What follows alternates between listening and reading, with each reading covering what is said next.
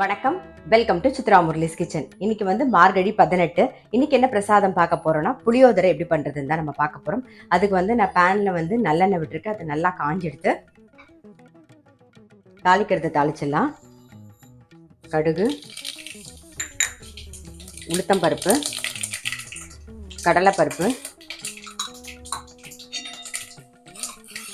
வேர்க்கடலையும் சேர்த்துக்கலாம். பெருங்காயம்,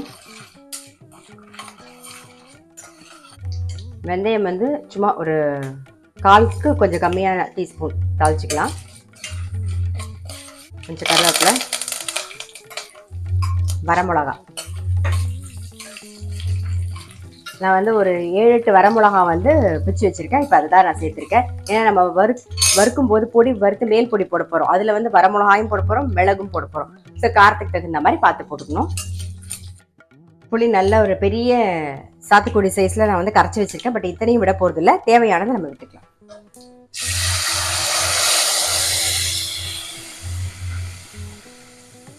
மஞ்சள் பொடி,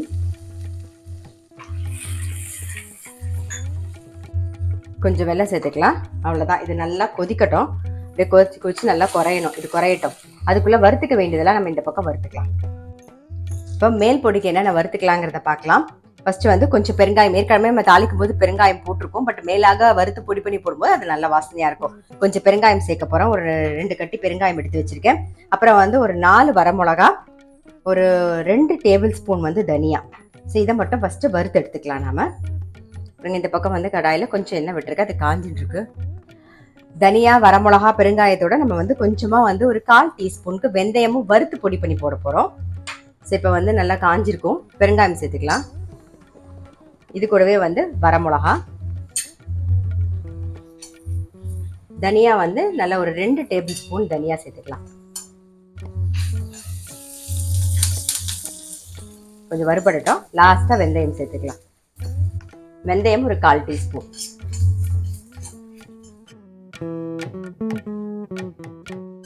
நல்லா வறுபட்டுருக்கு. ஆறுனோடனே நம்ம வந்து கோர்ஸா பொடி பண்ணிக்கலாம்.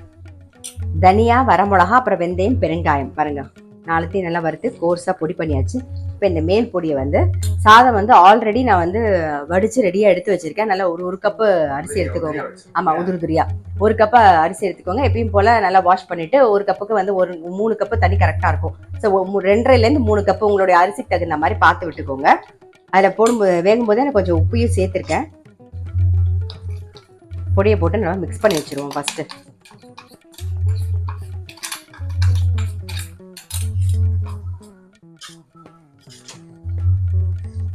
நல்லா ஒரு டீஸ்பூனுக்கு மிளகு எடுத்துக்கலாம். மிளகை வறுக்கணுங்கிற அவசியம் கிடையாது.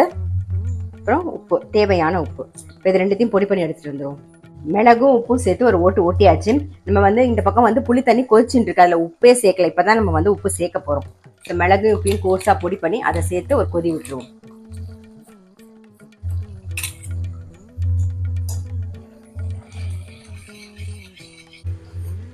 நம்மளுடைய புளிக்காய்ச்சல் ரெடி. நல்லா கெட்டிமா எடுத்து பாருங்க.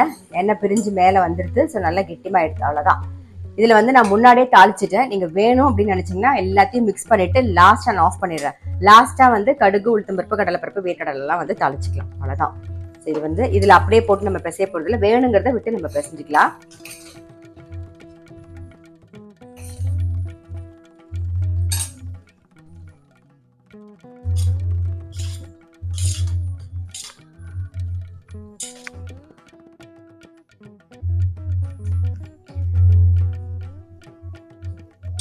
நம்மளுடைய பிரசாதம் புளியோதரை வந்து ரெடி. நான் வந்து இதில் தாளிக்கல, மேலாக தாளிக்கல. உங்களுக்கு வேணும் அப்படின்னு நினைச்சீங்கன்னா மேலே வந்து தாளிச்சு கொட்டிக்கலாம். வழக்கம் போல நாளைக்கு இன்னொரு பிரசாதத்தோட உங்களை சந்திக்கிறேன். கண்டிப்பாக வந்து இந்த புளியோதரையை ட்ரை பண்ணி பாருங்க.